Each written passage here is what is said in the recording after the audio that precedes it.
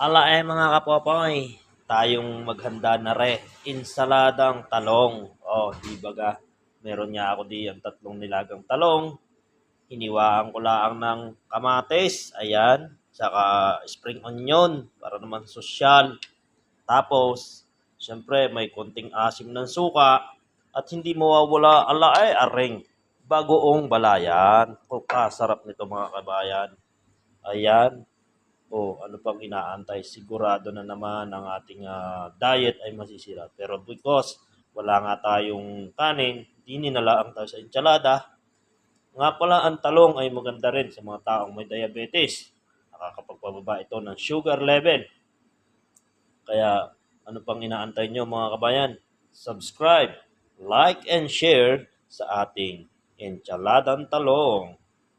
Maraming salamat sa inyong panonood. Mabuhay!